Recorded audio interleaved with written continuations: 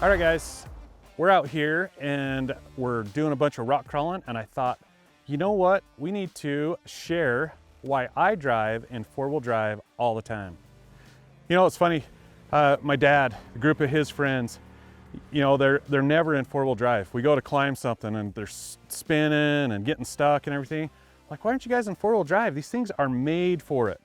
And they're always like, oh, it's causing wear and tear on my machine. And you know, and they're thinking about their trucks. They're thinking about their trucks that they're driving back and forth on the pavement, and you know, you get the four-wheel drive bind and things like that. But think about in the dirt, think about rally cars, they're four-wheel drive. Think about the trophy trucks that are just kicking butt right now. The all-wheel drive trucks are just killing it. And these things are designed for it. The front ends are built, the drivetrain is built to be in four-wheel drive all the time. Some of the different manufacturers basically handle that a little differently. You know, the old XPs had the sprag in the front differential to make sure that there wasn't four-wheel drive bind, and it only came in, you know, when it was slipping and when you needed it, and so it didn't affect your steering.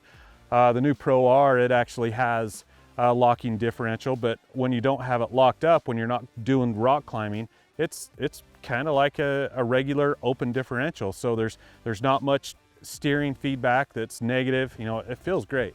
You know, Can-Am's got a whole bunch of technology in their front end lately that's way better, but it just makes it, these things are made to be driven in four-wheel drive. And why? You know, you're asking why. Okay, loss of traction, just like I was telling about my dad's buddies. If you're already in four-wheel drive, you just pick your line and do it, and you don't have to worry about any of that stuff. Another thing is with these long machines, getting them to turn on corners, sometimes you actually have to spin the front around to get some good, accurate steering. And the four-wheel drive definitely helps on that, so you're not pushing into the corners. Another benefit is just, you know, you're climbing, oh gosh, Tippy Dome. We were out guiding a trail, and one of the guys was just climbing up it, and got the front up, and he was in two-wheel drive. And so he set the front back down, and they started rolling backwards, panicked, hit the gas, flipped it all the way over backwards, and slid all the way to the bottom, just a yard sail.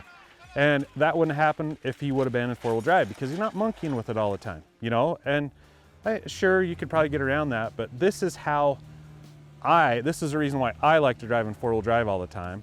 And I know that some of you out there think differently, and we would love to hear about that. Throw it in the comments. Let's get a conversation going.